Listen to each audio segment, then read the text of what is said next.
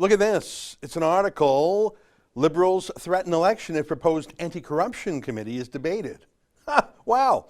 If the opposition even mentions, even debates an anti-corruption committee, which you would think every party would support automatically. That's sort of, how do you say I'm against an anti-corruption committee? If the opposition even debates it, Trudeau's going to pull the plug on Parliament and have a snap election. You know, that reminds me of sometimes you see Muslim extremists say, if you call us violent, we'll hurt you. You sort of just proved the point there, buddy. If you call us corrupt, we'll shut down a parliamentary inquiry into corruption. Okay, I think you're saying the quiet part out loud there by accident, folks. Let me read some more. The Liberals are threatening opposition parties with an election if the Conservatives move ahead Tuesday with their attempt to create a special anti-corruption committee in the House of Commons. Since Parliament resumed in September, House of Commons committees have been paralyzed by the question of whether and how to revive probes into the WE controversy. The Liberals, NDP, Bloc Québécois, and Conservatives support striking a special committee, but differ on its scope and who should control it. Just to recap, the WE controversy is a massive charity fraud whereby the Kielburger brothers launder corporate money and real estate money through their charities, and they kick back tens of thousands of dollars, hundreds of thousands of dollars to political friends. And of course, Trudeau and his mother and his wife and his brother, they're there with their brinks struck because, you know, it makes sense, they're all grifters. It was really odd to see Bill Morneau, the disgraced former finance minister. I mean, he inherited a huge company from his father, Bill Morneau Sr. And if that wasn't enough, he married into the billionaire McCain family. I mean, why would he take free stuff from the Kielburgers as some sort of kickback? I don't know if you remember, he took a $41,000 free luxury trip from them, and then he participated in discussions to funnel almost $1 billion tax dollars back to them. Is that really how cheaply a finance minister can be bought in this country?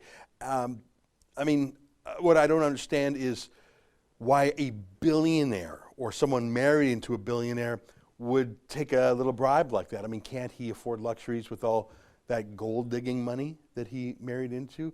What a low rent little fraud he was. I don't get it. He's gone, thankfully. But Trudeau remains. And that's the scandal here. Corruption, kickback, breaking charity laws, the usual for the Liberals. The husband for the chief of staff of Trudeau's in on it. Everyone's in on the take. But look at this. The Liberals chafe the most at the Conservative bid and are warning that they may pull the plug on their own government if the Tories don't back down. Last week, the Conservatives gave notice to the House for their motion that would strike an anti-corruption committee to study the government's ethical controversies. The earliest it can be debated is Tuesday. Why would you say don't do that? That's like firing an auditor general. It's sort of a sign you're hiding something. One more mention, I mean, seriously, they were all in on this. The Conservative motion proposes an anti-corruption committee to study issues including WE's administration of the Canada Student Service Grant, the emergency commercial rent program, and reports that Robert Silver, husband to the Prime Minister's Chief of Staff, lobbied the government over the wage subsidy. Got it. So it goes directly to the personal corruption of so many people in Trudeau's inner circle, including his immediate family, the immediate family of his staff. They're all crooked. Last quote. In a letter to the committee, co-founder Mark Kielburger provided a breakdown of payments that the charity made to members of Mr. Trudeau's family, including his mother, Margaret. Ms. Trudeau was paid $180,000 in speaking fees for 27 WE charity events between 2016 and 2020. According to the letter, she attended one other event but received no speaking fee, Mr. Kielburger said. WE also covered $163,000 in costs for those appearances, including food, hotel, car service, and flights, he added. You know, let me just remind you of something, if I may.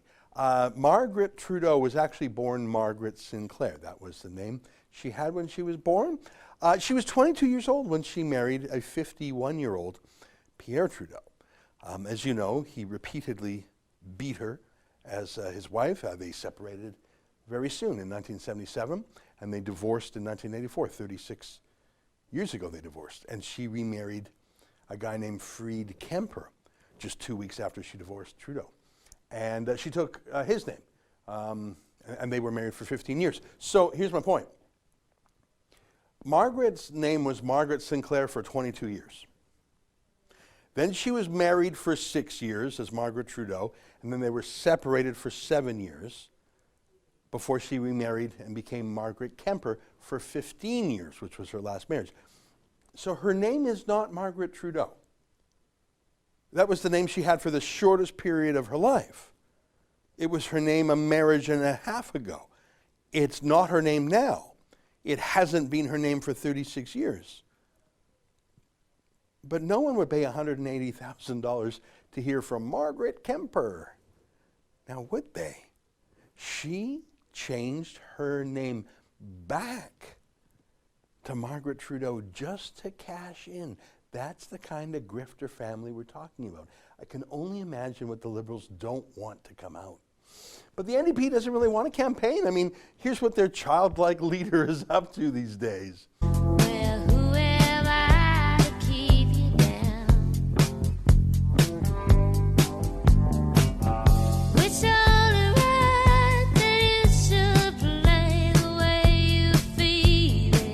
Yeah, he's so cool. He's a fool who can't make it through a 4-minute TV interview without screwing up, but he's more comfortable doing TikTok videos. He cut his party's caucus in half in the last election. He doesn't want to campaign. He just loves hanging out, man. I think he'd be crushed in the next election. I bet he'd even lose a seat or two, not only to the Liberals, but to the new Green Party leader, who is more smart than him and more sober than Elizabeth May. I'm not sure if even Aaron O'Toole, the new Tory leader, wants an election right away. He might. But the fact that the Liberals are using that as a threat suggests that they sense the opposition does not want an election right now. And I think the Liberals are correct to say that. That's an excerpt from my daily show, the Ezra Levant Show. Every day I do a monologue on the news of the day, then I interview an interesting guest, and then I read my hate mail. You gotta subscribe. Go to rebelnews.com.